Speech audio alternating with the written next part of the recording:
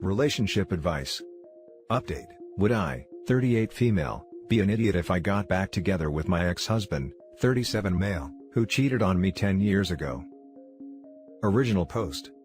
My ex, who we'll call Mike, and I were together since we were 14 and got married at 22. We have 2 kids together, 15 female and 11 male. My ex's work takes him all over the country for a week every quarter.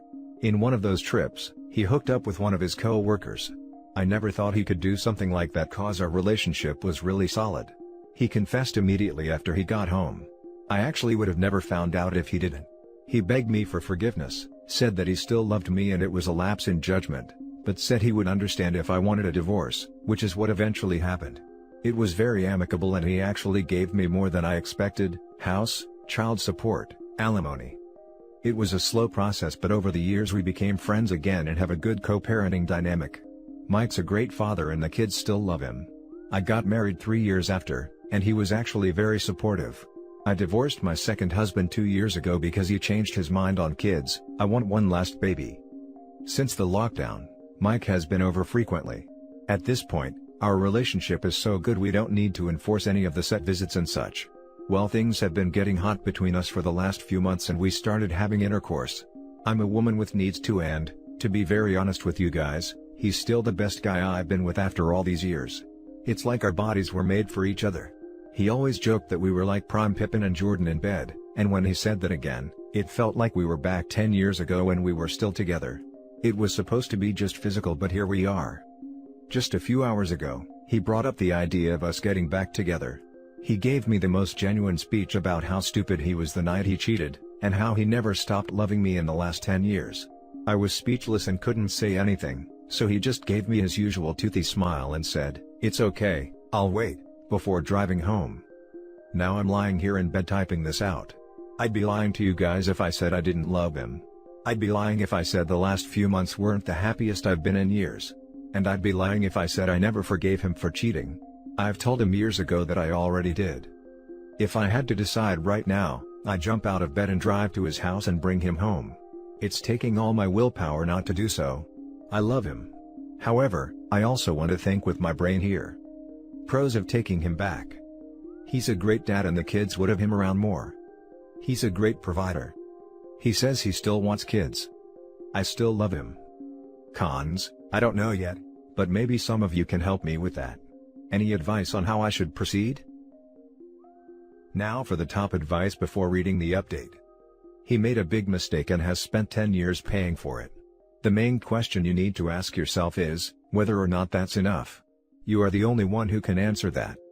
It sounds like you trust him not to cheat again and that you want him back in you and your kids' lives. So, can you put it behind you and move forward, and not have his affair be a constant dark cloud hanging over the relationship? That's not something you should answer late at night in the middle of a rush of emotions. It's something you need to have an honest and open discussion with him about, not trying to spare his feelings or be a nice person, but based on what you feel deep in your gut. It would probably best to have that discussion in a marriage counselor's office, and have a professional help both of you walk through your feelings and the situation. Usually I'm hard against cheaters, this guy gets an exception. 1. He admitted to you. That speaks volumes to the type of man he is. He loves you that much that even if it hurt you at the time, he still was going to be honest. 2. As a man, when we want one woman, and we put it all on the line like that, chances are, we're ready to settle with her. From this guy said he'd wait, that stuff was like stuff you only see on the movies. That's love, shout out to that man. What do you think would be best for your children, and for you? If you asked me right now, taking him back. Quite frankly, I have half a mind to just drive to his place right now in the middle of the night to get him. Definitely don't do that. That's very impulsive and potentially reckless. You really have to put your family first. If you really want to pursue this, you should really take it slow. Like this guy just told you that speech hours ago, rushing things with him, or anyone isn't a good idea. Doesn't matter how good the intimacy is, or how chill he is with his own kids, that's like minimum expectations, to be honest. The fact that you can't think of a single negative thing, shows to me that you're not thinking about this objectively. Whenever we're smitten by someone, we ignore any potential red flags or negatives with them. Even something like, this guy always forgets to clean his dishes, for example. It may not be something super serious, But it's not a positive quality, it's about looking at the entire person, warts and all. Do it. You know you want to, and for the right reasons. I want to do it so badly. And now for the update. It's been a few days now since I've posted and Reddit has given me some solid advice, especially the kind Redditors who messaged me directly. I'm very grateful for this because it helped me calm down and not give in to my impulses. The morning after I posted, I texted Mike saying that I needed time and space to think about everything. He then replied with, "I've waited 10 years, I can wait a bit longer." My heart melted. When the kids woke up, our son was looking for his dad. He's at the age now where he pretty much idolized his dad. I get why though, Mike is an amazing dad. Our daughter gave me the stink eye all morning. After lunch, when our son was in his room playing video games, my daughter confronted me about Mike. She basically said how she knew there was something going on, guess we're not that sneaky, and that she didn't want our fighting to affect their lives. She thought we were fighting. Now, the divorce affected her, but not as badly as expected. We made sure to get her counseling immediately after, and made extra sure her life was as normal as possible. I'm not going to delude myself and think she wasn't hurt by it, but I'm pretty confident in saying we dealt with it pretty well. Or as well as we could. I then had the conversation about how we weren't fighting, but quite the opposite. We were thinking about getting back together. She thought about it for a while and said she was happy for us, and hoped it was forever this time. The next day, I dropped my kids off at my parents' house so I could talk to Mike at his place. We had a long talk about how we felt about each other, what we plan to do about it going forward, and as many of you suggested what he planned to do next time we hit a rough patch, especially since we plan on having a third kid. He told me that the night he cheated still haunted him 10 years later. He told me how it wasn't worth it one bit, and how it was the biggest mistake of his life. He said that if ever we hit a rough patch again, we would talk about it like adults. He even suggested we do couples counseling every now and then even when times are good. I liked this idea. There are some details about our conversation that I want to keep private, but long story short, we got back together. We are going to take it slow and, in every step we take, we both agreed that our children would take priority over everything. He's not going to move in yet, but he would spend a few nights a week at home with us. Later that night, we sat the kids down and broke the news. Daughter didn't say much because she already knew, but our son was over the moon. Since we divorced when he was a baby, the concept of both his parents being together was quite new to him. They obviously asked questions and we answered them. We're also planning on doing family counseling to help make the transition easier for everybody. Overall, I'm really happy right now. Mike made a mistake 10 years ago, but I don't hold it against him and have completely forgiven him for it. I know he loves me now and won't cheat on me anymore. I'm back together now with the love of my life and father of my kids and I couldn't be happier. As I type this out, Mike is in the next room playing video games with our son. I'm not entirely sure what the future will look like, but I'm happy he's back. Thank you Reddit for the advice. It really helped with our talk and how we proceed going forward. I think I'll stay online for an hour or so to reply till the kids are asleep and he comes to bed, then it's my turn to have fun. Peace. Now for some top comments.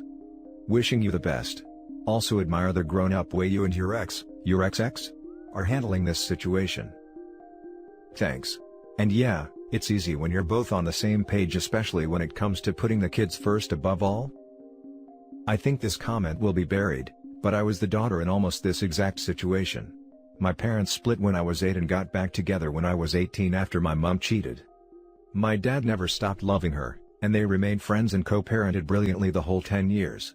They've now been back together for almost as long as they were separated, and I've never seen them as happy as they are currently. They've put a lot of work into it and are still working on it, but the big difference is they communicate properly and neither of them take each other for granted. We've had a very difficult quarantine and I've had to move back in with them, but getting to see their relationship up close has reminded me how lucky I am, and how much I appreciate them. I wish you and your family the best of luck and I'm so proud of you for being able to move forward and forgive. Your story has reminded me how lucky I am and I am so excited for your children to get to experience what I did. I guess everyone is different.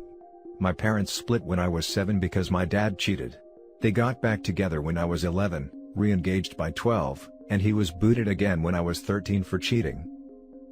Great update, I hope everything works out. I also love the fact that not once did you concern yourself with what your friends or family would think, you only cared about the people whose opinions actually mattered. Yeah, the only opinions that matter are mine and the kids. I'm not entirely sure how my parents or anyone else would feel about this, but they don't really know Mike like I do. Sounds like a typical dumb girl response, I know, hee hee. Now for the next story. Update: my fiance's sister, 28 female, told me she's in love with me, 27 male, and my fiance, 28 female, is just settling for me. Original post: my fiance, Nancy, and I are getting married in December. We've been going through a small rough patch since late June. I felt like everything was okay, but we were just out of sync. We've been together for 2 years, and this has happened before and we just come out of it usually. I have a very good relationship with my fiance's twin sister, Peggy. We hung out a lot before she introduced me to her sister, so I've known her longer, and she's one of my best friends and is probably the person that knows me the best other than my family and Nancy. She and her sister also have a great relationship. No resentment, no anger towards each other, just sisterly love. Saturday, I received a string of messages from Peggy that were telling me to not marry Nancy. She told me she didn't love me like she should, and if we got married, we'd be in a loveless ex-less marriage. I told her I didn't believe her. She sent me screenshots of messages between her and Nancy. I wish I hadn't read them. She said that I wasn't the love of her life, that I wasn't her soulmate, that I was just a good option, and would be a good provider and great dad to her kids, that I was nice guy that any girl would be lucky to have, but he's not the one for me. I asked Peggy why she told me all of this, and she said she's my best friend and she loves me. She said she's wanted me forever, but couldn't come between me and her sister like that. She said she'd love me like a wife should, that she fantasizes about being with me intimately, and that I drive her crazy. She asked me to leave Nancy and come be with her. I'm so confused. I don't know what to do about anything. I feel like my life had been turned completely upside down. I don't know where to go from here. Now for the top advice before the update. If you believe that your fiancé might feel this way, that she wasn't just venting dramatically, or that Peggy is nuts enough to fake the messages, then it's a red flag big enough to block the wedding aisle. However, you still owe it to your fiancé to discuss what's going on before ending things, so at least you know what's going on. Maybe her story is totally different. And most importantly, don't get into a relationship with Peggy without a year or two to cool down away from all of them, and maybe find someone better for you who's not part of this messy family dynamic. You realize she could have faked the messages? It's not hard to change a name on a phone. Yeah, OP needs to confront his fiancé about this, and see what her reaction is. Are you sure you're not just being tested by them? That would be pretty messed up, I know, but have you considered this? If it is a test, that'd be a red flag for me and I'd be out. Relationship tests are emotionally horrible. Now for the update. I didn't intend for my last post to get as much attention as it did. Some people have been messaging for an update, so I guess I'll oblige. So it turns out the texts were faked as most people suspected. Before I spoke to my fiancée Nancy, I was going to let her sister Peggy know that I was going to tell Nancy everything she had informed me of. Peggy then said that I shouldn't do that I should just pack and leave, that I shouldn't give her the satisfaction of knowing how much she hurt me. This made me very suspicious and I told Peggy I was still going to tell Nancy. Peggy then begged me over the phone to not tell Nancy, and to just come be with her. I asked her why she didn't want me to tell. She eventually admitted that the texts were fake. I was genuinely shocked that Peggy could do such a thing. She was willing to blow up my relationship and make me look like I was the bad guy. I told her she was crazy, and I for sure was telling Nancy all of this. She cried for me not to, and began bargaining. I really don't want to be the one that has to destroy the relationship between two sisters, so I heard her out. Peggy said that if I didn't tell her, that she'd leave me alone and wouldn't bother me or Nancy like this ever again. I told her I thought Nancy should know. I said that if I don't tell Nancy, then she needs to be the one to do it. Peggy tried to get out of it, but I held to my demands. She begrudgingly agreed. She has till the end of the month to confess. I'm going to do my best to help Nancy repair their relationship, because they've been together since the womb and I don't want them to hate each other if they don't have to. Thanks for all you all's advice. Now for the closing comments. Wait until Peggy shows Nancy the text she faked from you. 100%. Tell Nancy now please. If not, this is about to be even more tangled and messy than before. A month to confess? WTF? That is ridiculous. You need to tell your fiancé now. Before Peggy invents a new scheme. Yes. You cannot let her be the one to tell your fiancé. She will screw you over and make it your fault. Look what she's capable of doing. Tell your fiancé immediately. You've just found out exactly what a scheming liar your future sister-in-law is. And the pain she was willing to inflict on you and her to achieve her goals. And you've now chosen to protect this person over your fiancé. You're making a mistake. You now share a secret with her against and from your partner, and have just given her the time and space needed to do something else. Hopefully it's only to apologize, but either way, that's potentially a month of humiliation for your fiancé, as you and her sister walk around with this huge secret, ready to implode her life, and you, the person who should be her partner in this moment, is instead her sister's partner in this crisis and continuing the lies. You don't owe the sister anything. Their relationship is going to be imploded regardless. Worry about your own relationship. All you're doing now is demonstrating that others are more important than your future wife. Every moment you spend not telling her is humiliation for her, and now you're lying by omission about a hugely significant event in all your lives. To be honest, having her turn up immediately or putting her on speakerphone right there and then to explain herself to her sister, was all that was needed. What is going to be said in a month that couldn't be said right there and then? Stop giving this person space in your relationship.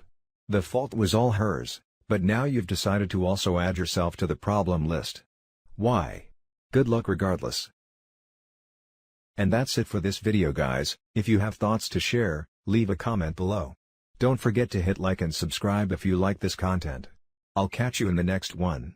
Good day, everyone.